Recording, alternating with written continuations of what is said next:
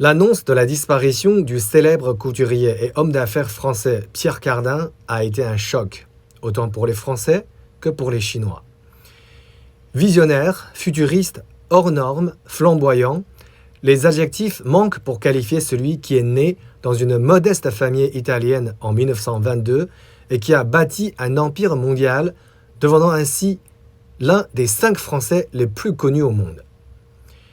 Il était l'incarnation d'une mode contemporaine faite pour tout le monde. Il habillait aussi bien les têtes couronnées, les artistes comme les Beatles, que les employés comme les hôtesses de l'air de la compagnie Air China. La Chine a joué un rôle immense dans la vie de Pierre Cardin.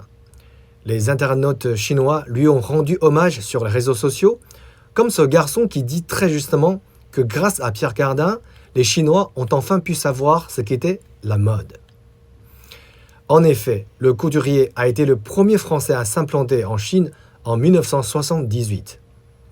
Un an plus tard, il faisait défiler ses mannequins dans la cité interdite. En 1983, il ouvrait un restaurant Maxim en plein cœur de Beijing, une première dans une ville qui commençait seulement à s'ouvrir au reste du monde. En 1994, lors de son 21e voyage en Chine, Pierre Cardin est nommé citoyen d'honneur de l'ancienne capitale chinoise, Xi'an, et beaucoup voient en lui un héritier de Marco Polo dont il partage les origines. En 2008, la Chine lui envoie une chose qu'elle réserve à peu de personnalités, une invitation d'honneur aux Jeux Olympiques de Beijing.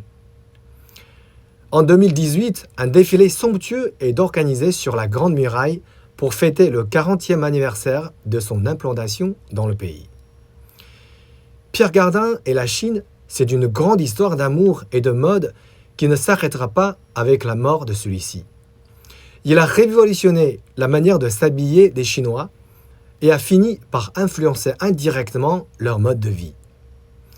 Monsieur Cardin, la Chine vous dit merci et ne vous oubliera jamais.